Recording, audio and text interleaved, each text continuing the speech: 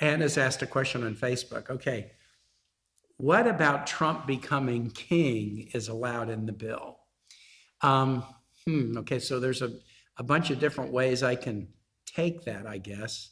Um, First, no kings, right? I mean, you might see I'm wearing the Virginia state seal on my suit, and it's a woman representing virtue standing atop a toppled monarch with his crown falling off, and the motto says "Sic Semper Tyrannis," thus be it always to tyrants.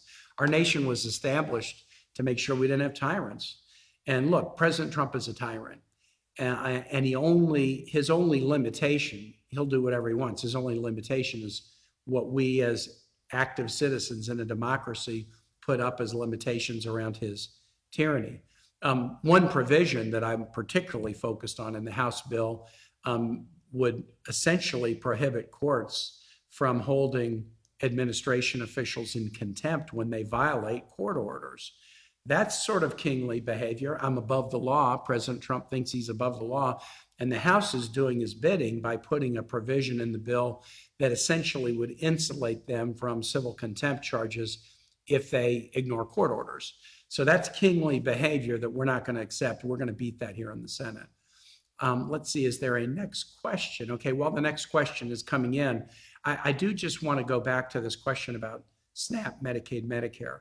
I went to the Fredericksburg area regional food bank in Virginia. It's about 70 miles south of DC on Monday. And I had a roundtable with 15 people or so.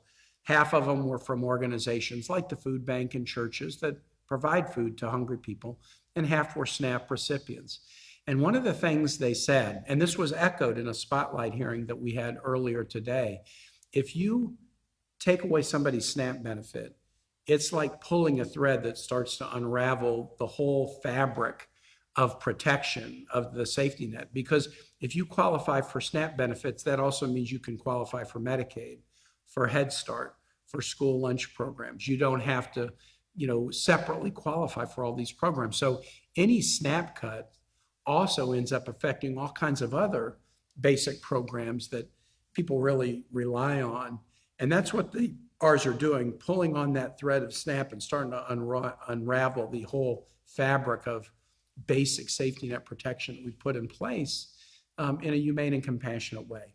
Okay, Lori asked a good one on Facebook. What would the Democrats support that would improve Medicaid? What improvements would you propose? Look, we have dramatically improved Medicaid during the time I've been here by doing the Affordable Care Act, which allowed states, didn't require them, allowed states to expand Medicaid to cover more people. That Medicaid expansion in Virginia meant that about 400,000 people now in Virginia have health insurance that didn't have it before. Many had never had it before, and now they do it. So things we can do to expand coverage are positive. We also the Democrats did a really important thing with Medicaid during the last administration. We expanded Medicaid coverage for moms post-delivery. We had a big a maternal mortality problem in this country, the death of a mom in the first year after the delivery of a child, which leaves the child without a mother. And our maternal mortality rate is awful compared to other comparable nations. One of the reasons for that is we allowed Medicaid to cover a low-income mom delivering a baby, but that coverage cut off after 60 days. And an awful lot of postpartum conditions just get worse and worse and worse. Democrats, without a single Republican vote, Democrats expanded Medicaid coverage for moms post-delivery from 60 days to a year. And so that's a significant improvement. So those are the kinds of things that Democrats have done. In this particular bill, the reconciliation, frankly, we're probably not going to be able to advance more on Medicaid, but what we need to do is save the gains on Medicaid that we've fought so hard for, that have enabled so many more people to have high quality care. Let's see if there's a next question up. And I've got an exciting thing to announce to you. The person who's going to follow me is somebody who I really, really admire, but I'm going to see if there's another question before I introduce her. All right, it looks like I should. Okay, I'm going to introduce her. I'm seeing that coming up on the screen. Catherine Cortez Masto is a great friend. She is the senator from Nevada, as you all know.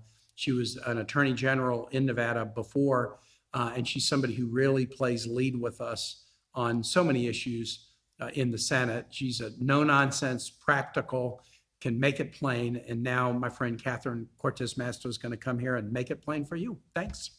Hey, Catherine. How are you, my Hey, friend? good. Thank you so much. You bet. Good job.